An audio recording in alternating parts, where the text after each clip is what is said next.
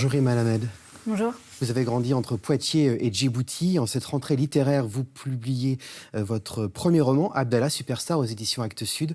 2 ans après la mort de votre père, vous vous plongez dans les contenus de sa chaîne YouTube et vous découvrez des vidéos musicales de musiciens djiboutiens. Quel aspect de sa vie est-ce que vous découvrez à ce moment-là?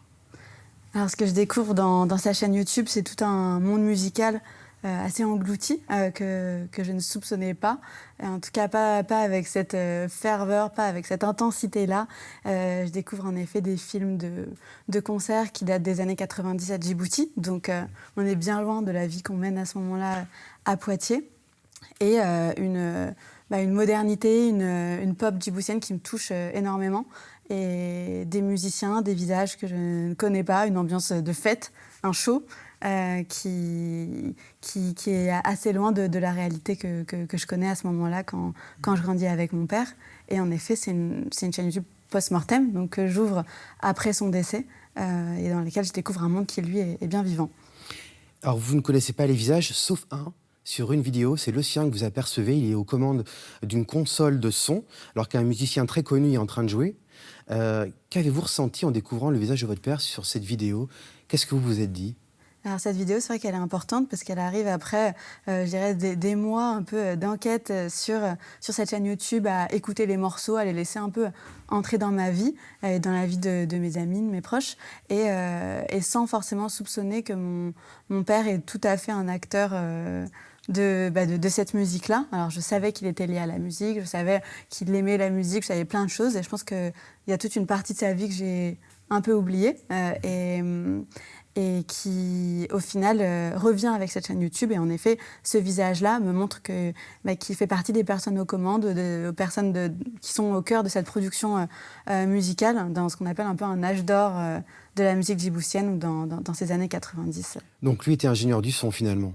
Complètement, c'est ça. Et quand on regarde, quand on parle, c'est une enquête en fait. Donc quand je rentre à Djibouti, quand je parle aussi à ses amis, qu'ils soient à Lyon ou à Poitiers, je redécouvre un visage chez lui qui est le visage un peu de l'informaticien, de l'homme ingénieur, qui certes aime la musique, mais surtout qui est fasciné par un tournant technologique de la musique dans ces années-là, les boîtes à rythme, les synthétiseurs. Il fait partie, c'est vraiment un projet collectif, mais il fait partie de cette génération-là qui rentre à Djibouti avec l'envie de produire une musique moderne, nationale. Alors, dans le roman, vous relatez donc des souvenirs à la fois de Djibouti et comment votre père reconstruisait aussi un peu son Djibouti natal à Poitiers, dans votre appartement.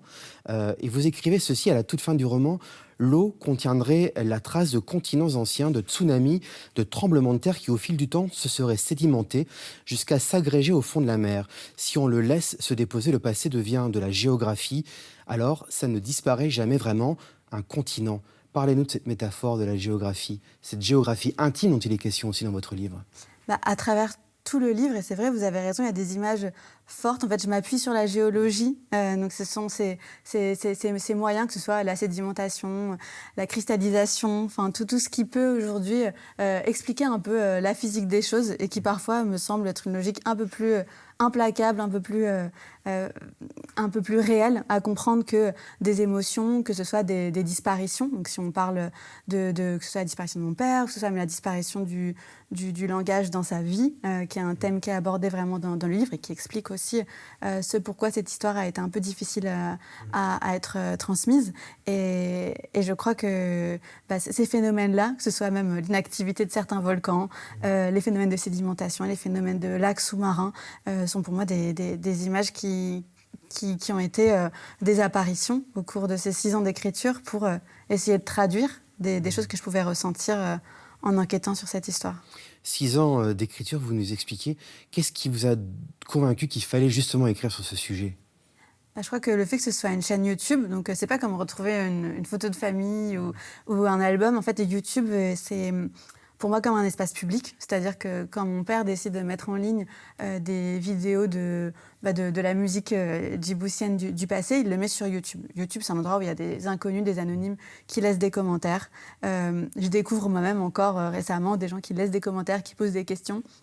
Et je le vois vraiment comme un espace qui est partagé, collectif, et je pense que c'est ça qui m'autorise à me dire, bon, en fait, je suis pas en train de toucher à un matériau qui est profondément intime, familial, là, ça traduit quelque chose d'autre. Et je pense aussi que y a une question de fierté aussi et d'envie que cette histoire-là, que ce pan de l'histoire nationale et ce pan de la vie de mon père soit connu. Parce que je pense vraiment qu'il y a des histoires musicales qui disparaissent. Il y a des bribes, des choses qui sont très fragiles, qui restent que sur YouTube ou dans des téléphones portables quand des gens enregistrent des vidéos YouTube ou dans des enregistrements de cassettes. Et qu'il faut absolument il faut des interprètes, il faut des passeurs et voilà. Alors, ce qui est intéressant, c'est que vous donnez aussi toute une série d'indications au lecteur dans le roman pour retrouver ces vidéos, ce qui fait qu'on peut à la fois écouter la musique en lisant le roman ou voir les films lorsqu'on fait une pause lecture. Donc ça, c'est important, je pense, de le transmettre, de le dire. Aujourd'hui, ces musiques, qu'est-ce qu'elles occupent comme place dans votre vie ?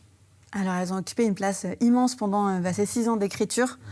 C'était de l'ordre de la fascination presque. Moi, je les écoutais en permanence, je les regardais en permanence. Parce que c'est vrai qu'au-delà de la musique, il y a un côté un peu assez fou de prendre part à un concert, par exemple, de sentir le concept d'ambiance, même des années après.